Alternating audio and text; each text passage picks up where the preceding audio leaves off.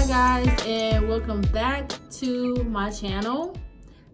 Today I want to make a video about some news I read this morning about an NFL player and his comments about having light-skinned babies. Here we go with this again, y'all. So, NFL player Jahleel Addae, I think that's how you say it. He's a safety for the LA Chargers. When I initially heard this story, or I read about it and watched a couple videos about it, I didn't know who the hell he was. I asked my husband, do you know who this is? And I said his name, and he's like, no. And if he doesn't know who you are, because he knows all the football ins and outs, then you pretty much are a D player. But anyway, he's a safety for the LA Chargers. And evidently he was, I'm going to try to find the clip and stick it in here. He and his white wife or white fiance or whatever were at, looks like lunch or brunch or something, I don't know. And it was other black men there with white women. They're all cheersing, holding up glasses and cheersing to more light-skinned babies. I am just so sick of this ignorant ass colorist BS I see a lot of black men perpetuate. I'm not saying black women don't do it too, but you mostly see black men being overt about it. If you want to have your white wife, that's perfectly fine. Do whatever you feel. I mean, it's not perfectly fine, but do whatever you want to do with your life, okay? It speaks volumes to how much you really hate yourself when you are elevating something that is not of what you are. This is a dark-skinned black man. He's with a white woman. And we all know how NFL players do. That's a whole nother topic, and I might end up making a video about that. They get money, they have their come up woman is a black woman, then they get money, they go to the NFL, and they act like they don't know what color they are in the mirror, and they completely disregard, black women, and they get them a white blonde Becky with blue eyes and blonde hair. That speaks to a bigger problem in the black community that we need to address. But it starts with black men. The fact that he's elevating having light-skinned kids over having dark-skinned kids, or even just black children, because mixed kids are not black. That's my opinion. I said what I said. They are biracial. They are two races, not one. If both of your parents ain't black, you ain't black. The fact that he and his white wife felt that it was appropriate for them to say something like this, and not only say something like this, but put this on Instagram or Facebook or wherever it was. It might have been, I think it was Instagram. And have no qualms about it, and they're just so confident that everybody believes the same thing they do, and that light skin and biracial or whatever is elevated above black people, that they just felt like they could just put this out here and not have any sort of repercussions for it. And then you have other people who's sitting at the table. So it's not just these two ignorant fools that are sitting at the table elevating this light-skinned children idea. You have other black men at the table, and they're all with white women, and none of them are saying anything. I think that's the part that really gets under my skin, is that you have other black people around who know this shit ain't right and not saying anything. But I guess birds of a feather flock together, so obviously these other black men feel the same kind of way. The fact that you can sit and cheers with other white people,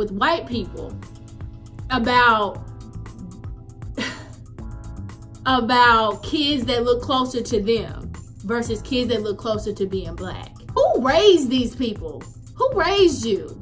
I really want to ask a lot of these NFL players and a lot of these actors and other athletes. I really want to talk to their mothers and be like, what happened in the household? Did you not teach the kids? I mean, I'm not judging. I just want to understand how you could be brought up to hate yourself so much. You're elevating people who do not look like you over you. I don't understand that. There's different faces to help self-hatred, and I'm not going to sit here and pretend like, I grew up in a house where blackness was celebrated, because that's not 100% true. I had to relearn and unlearn a lot of stuff that was put into my head as a child, as a young black woman. And I'm still working through a lot of that. It's amazing to me when I see stuff now versus when I saw stuff a few years ago, and it didn't really faze me and I didn't think nothing of it. I'm just like, yeah, that's how it is. Now there's a sense within me, especially being a mom myself, you know, I don't want him to ever grow up with a complex about that. I think that there's something wrong, or think that that's not good enough, or that's less than because his skin tone is darker. He is a beautiful baby. I don't want my son getting the idea that somehow whiteness is elevated over black people. Black people are beautiful. Dark skin, melanated skin is beautiful, regardless of what society and how many hundreds of years white folks have been telling us that we ain't beautiful and that our features and stuff and our hair and stuff is not beautiful. And like I said, I have things that I still have to work on, so I try not to judge too harshly. But when you go this far into your self-hatred and colorism and all that ignorant shit, it is embedded into your brain and you need some help. How can you get up in the mirror each morning and look at yourself and think to yourself, I don't like this, oh, that's better? There's something psychologically wrong with you. White supremacy has done a number on black people. I say this all the time to my friends whenever we're talking about stuff. White supremacy did a number on black people. We are always white images of white people and you know, blonde hair, blue eyes. That's always shoved in our faces. We don't get to see ourselves in just the media and everyday images that come at us as much as white people see themselves. That indirectly, subconsciously, is telling you something is wrong with your skin tone or something's wrong with the way that you look.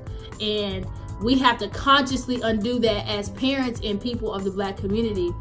We can't perpetuate this stuff anymore. It's becoming too serious in our community for us to keep perpetuating this self-hatred day in and day out. And it's so disappointing when you see black men who are supposed to be the leaders of our households and of our family, of the black family, perpetuating this ignorant ass shit.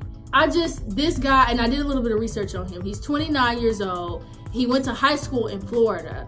And I think I had read that his parents were from Ghana. So I know in other countries, colorism is even a more serious issue. Like they be over there bleaching their skin, like in Jamaica and Africa and all these, not all countries, y'all, but I have seen a lot of, I watched a documentary about how people in the Caribbean islands, it was this epidemic of them bleaching their skin. I'm wondering if he learned that from his parents or if that's something he just adopted, you know, seeing images as he grew up. Again, it's up to your parents to reinforce what's right. And I don't know if this is somebody who shows signs of this stuff coming up, but that's just absolutely disgusting. I'm disgusted. And let me get on Becky real quick. Becky,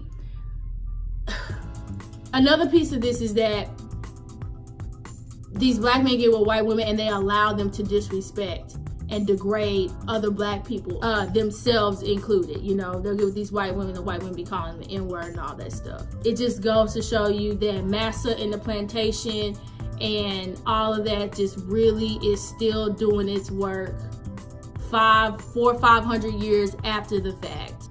That's my comments about it, y'all. Let me know what you guys think down in the comment section. Give me a like, subscribe to my channel if you like what you see. Let me know what you guys think down in the comment section. Thank you guys so much for watching. I will see you guys on the next video.